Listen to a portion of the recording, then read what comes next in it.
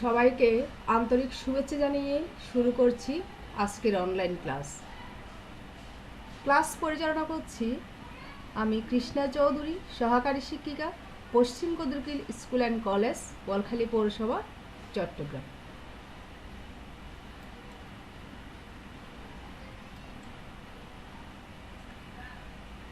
আজকে আমি যে বিষয়টি তোমাদের সাথে আলোচনা করব তা হলো সপ্তম শ্রেণীর সপ্তবর্ণ।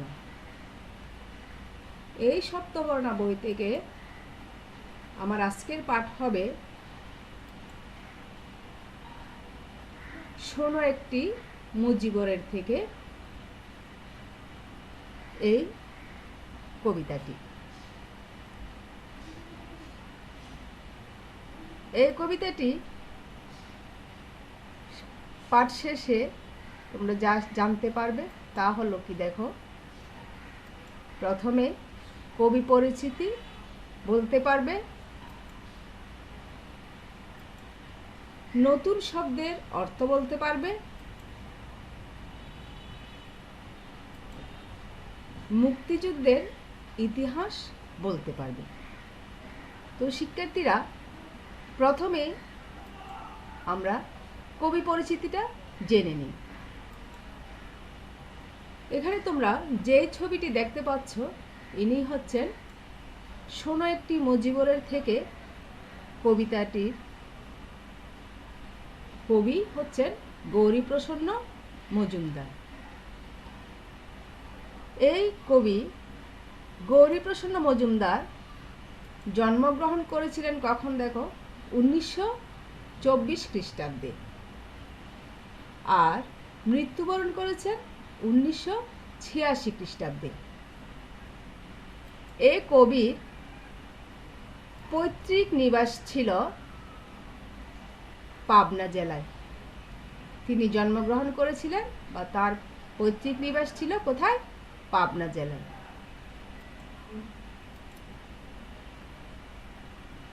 কবির অসংখ্য গান সঙ্গীত জগতে চিরায়ত সম্পদ বলে ইতিহাসে স্থান করে নিয়েছেন। কবি অনেকগুলা গান লিখেছেন যেগুলা সঙ্গীত জগতে সম্পদ বলে ইতিহাসে স্থান করে নিয়েছে। তার মধ্যে কয়েকটা গান এখানে দেখো: কফি হাউসের সেই আড্ডাটা, ও নদীরে, নিশিরাত, বাঁকা চাঁদ, মঙ্গল দ্বীপ জেলে, যদি হিমালয় আল্পসের, ও পলাশ ও শিমুল ইত্যাদি।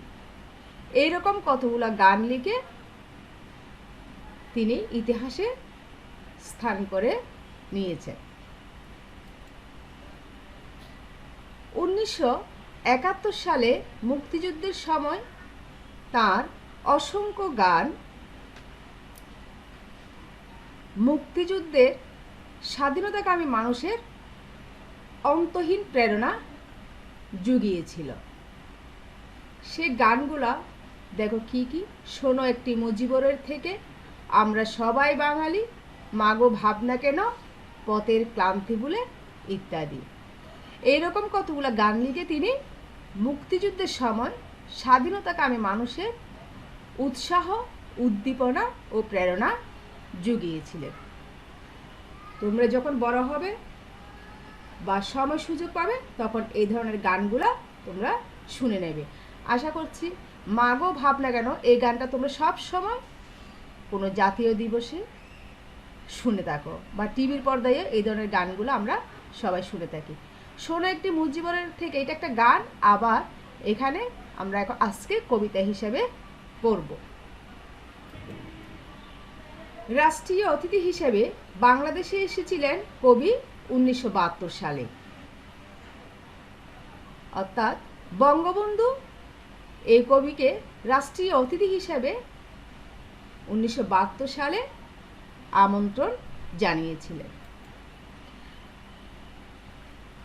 মুক্তিযুদ্ধে অসামান্য অবদানের স্বীকৃতি স্বরূপ গণপ্রজাতন্ত্রী বাংলাদেশ সরকারের পক্ষ থেকে এই প্রয়াত গৌরীপ্রসন্ন মজুমদারকে মুক্তিযুদ্ধ মৈত্রী সম্মাননা জানানো হয় 1912 সালে। তাকে কেন মুক্তিযুদ্ধের মৈত্রী সম্মাননা জানানো হয়? মুক্তিযুদ্ধে অসামান্য অবদানের স্বীকৃতিস্বরূপ তাকে এই সম্মাননা জানানো হয় 1912 সালে। তো শিক্ষার্থীরা, আমরা তখন কবি পরিচিতিটা জানলাম। এখন কিছু নতুন নতুন শব্দের অর্থ জানব। কণ্ঠস্বর। কণ্ঠস্বর শব্দের অর্থ হচ্ছে কি দেখো, গলার আওয়াজ। মেটোপথে। মেটোপথে শব্দের অর্থ হচ্ছে দেখো, মাঠে অথবা মাঠ সম্পর্কিত, এই যে মেটোপথ। রণ। রণ শব্দের অর্থ হলো যুদ্ধ, সংগ্রাম, লড়াই। শিল্প। শিল্প শব্দের অর্থ হচ্ছে কারুকার্য বা চারুকলা, এই যে কারুকার্য বা চারুকলা। রূপ। রূপ শব্দের অর্থ হচ্ছে সৌন্দর্য বা শোভা। দিনমণি। দিনমণি শব্দের অর্থ হচ্ছে সূর্য, অর্থাৎ সূর্যের প্রতিশব্দ হচ্ছে দিনমণি।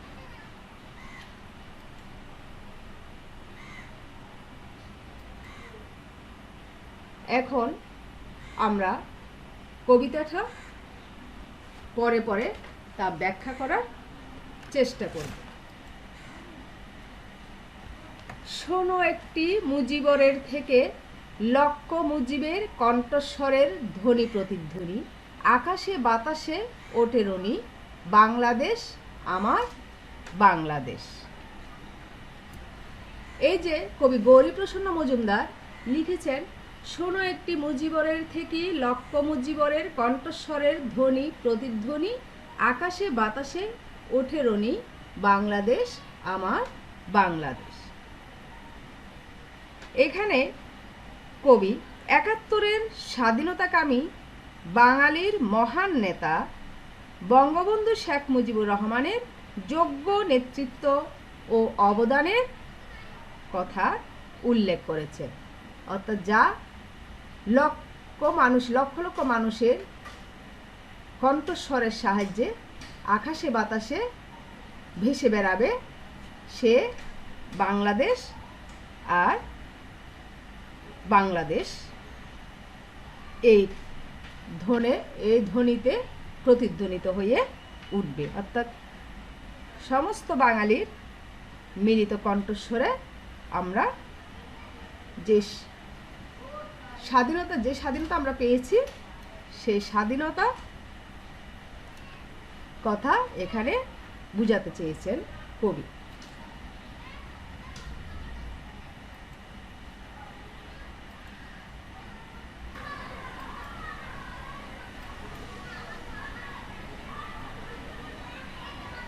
সেই সবুজের বুক চেরা মেঠো পথে আবার যে যাব ফিরে, আমার হারানো বাংলাকে আবার তো ফিরে পাবো, শিল্পে কাব্যে কোথায় আছে হাইরে এমন সোনার খনি। কবি এখানে সবুজের বুক চেরা মেঠো পথে আবার যে ফিরে যেতে চেয়েছে, সে সবুজ শ্যামল গ্রাম বাংলার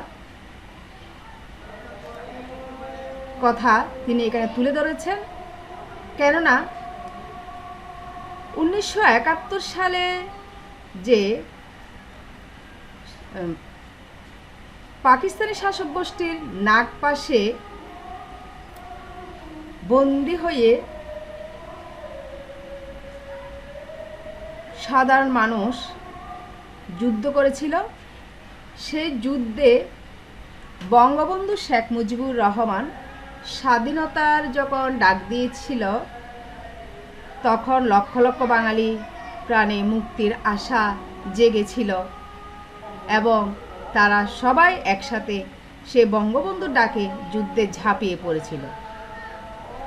অর্থাৎ এই যে মুক্তির আশায় তারা যুদ্ধ করেছিল, স্বাধীনতার পরে একদিন আবার তারা স্বপ্নের সবুজ শ্যামল গ্রামে ফিরে যাবে, যেখানে আছে কি প্রাকৃতিক সম্পদে ভরপুর আমাদের এই বাংলাদেশ, যাকে কবি গৌরীপ্রসন্ন মজুমদার সোনার খনির সাথে তুলনা করেছে।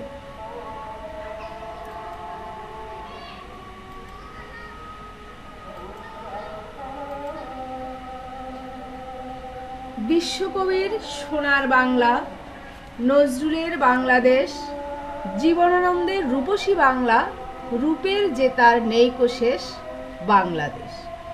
কবি এখানে বিশ্বকবি রবীন্দ্রনাথ ঠাকুরের যে একটা দেশাত্মবোধক গান আছে, সে দেশাত্মবোধক গান সোনার বাংলার সাথে অভিহিত করেছে, যা আমরা জাতীয় সঙ্গীত হিসেবে গাই এবং জাতীয় সঙ্গীত হিসেবে স্বীকৃত। আবার বলছেন নজরুলের বাংলাদেশ। গৌরীপ্রসন্ন মজুমদার তার কবিতা, সঙ্গীত ইত্যাদিতে বাঙালির মুক্তির কথা বারবার বলেছেন। মহান মুক্তিযুদ্ধে নজরুলের উদ্দীপনামূলক লেখাগুলো ছিল কিন্তু আমাদের অন্তহীন প্রেরণার উৎস। আবার বলেছেন জীবনানন্দের রূপসী বাংলা, জীবনানন্দের রূপসী বাংলার সাথে অর্থাৎ নিঃসর্গ কবি জীবনানন্দ দাশ বাংলার প্রকৃতির অনিন্দ রূপের যে চিরায়িত মহিমা উপস্থাপন করেছেন, তার সাথেও কিন্তু এই রূপসী বাংলার সাথেও তুলনা করেছেন, যা রূপের যে তার নেইকো শেষ, সে আমাদের বাংলাদেশের কথা এখানে উল্লেখ করেছেন। অর্থাৎ বিশ্বকবির সোনার বাংলার সাথে নজরুলের বাংলাদেশের সাথে জীবনানন্দের রূপসী বাংলা, অর্থাৎ এই বাংলাদেশকে তিনি এইভাবে তুলে ধরেছেন।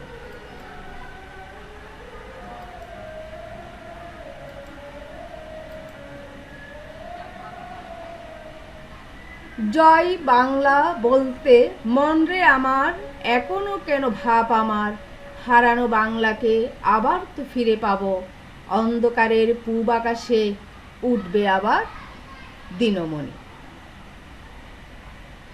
জয় বাংলা বলতে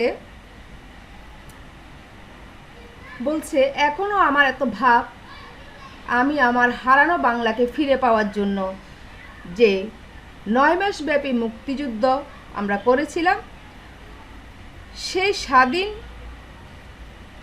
হওয়ার আকাঙ্ক্ষা থেকেই এখানে কিন্তু কবির যে ভাব তার কথা বলা হয়েছে। অন্ধকারের পূব আকাশে বলতে এখানে কবি পরাধীন বাংলাকে হয়তো বুঝিয়েছেন, সে স্বাধীনতার পর একদিন অন্ধকার দূর হবে, আবার স্বাধীনতার সূর্য উঠবে। এই যে মুক্তিযুদ্ধে দীর্ঘ 9 মাস বঙ্গবন্ধু শেখ মুজিবুর রহমান কারাগারে বন্দী থাকলো, তার স্বাধীনতার ডাক কোটি কোটি বাঙালির স্বাধীনতার আকাঙ্ক্ষা হয়ে বেজেছে চারিদিকে। পাকিস্তান বিরোধী সকল সংগ্রাম আন্দোলনে সারা দেশেই প্রচার করা হতো তার ভাষণ, বক্তৃতায়, অর্থাৎ মুক্তিযুদ্ধ সহ স্বাধীনতাকামী সকল মানুষের রক্তে চেতনায় তা প্রণোদনা জাগাত। মূলত এখানে কবি গৌরীপ্রসন্ন মজুমদার আমাদের মহান নেতা, স্বাধীনতার নেতা বঙ্গবন্ধু শেখ মুজিবুর রহমানের ডাকে যারা সাড়া দিয়েছিল, যারা যুদ্ধে ঝাঁপিয়ে পড়েছিল, যাদের অবদানে আমরা স্বাধীনতা পেয়েছি, এই স্লোগানের কথা, অর্থাৎ জয় বাংলা বলতে মন রে আমার, এখনো কেন ভাব, হারানো বাংলাকে আবার ফিরে পাওয়ার কথা এখানে বলা হয়েছে। অর্থাৎ অন্ধকার চলে যাবে, উঠবে নতুন সূর্য। এখন এতক্ষণ পর্যন্ত যা আলোচনা করেছি তার থেকে আমি কিছু ছোট ছোট প্রশ্ন করব, তোমরা উত্তর দেওয়ার চেষ্টা করবে। কবি গৌরীপ্রসন্ন মজুমদারের পৈতৃক নিবাস কোথায় ছিল? কবি গৌরীপ্রসন্ন মজুমদার পৈতৃক নিবাস কোথায় বলেছিল? পাবনা জেলায়। দীর্ঘ কত মাস মুক্তিযুদ্ধ চলেছিল? দীর্ঘ 9 মাস মুক্তিযুদ্ধ চলেছিল। কার রূপের শেষ নেই? এই যে আমরা কবিতায় পড়েছিলাম না, রূপের যে তার নেইকো শেষ বাংলাদেশ, অর্থাৎ জীবনানন্দের রূপসী বাংলা, তার রূপের কোনো শেষ নেই। এই কবিতার সোনার বাংলা কার? এই কবিতার সোনার বাংলা হচ্ছে বিশ্বকবির রবীন্দ্রনাথ ঠাকুর, অর্থাৎ বিশ্বকবির সোনার বাংলা। কবিতাটিতে একটি মুজিবর বলতে কাকে বোঝানো হয়েছে? কবিতাটিতে একটি মুজিবর বলতে বঙ্গবন্ধু শেখ মুজিবুর রহমানকে বোঝানো হয়েছে।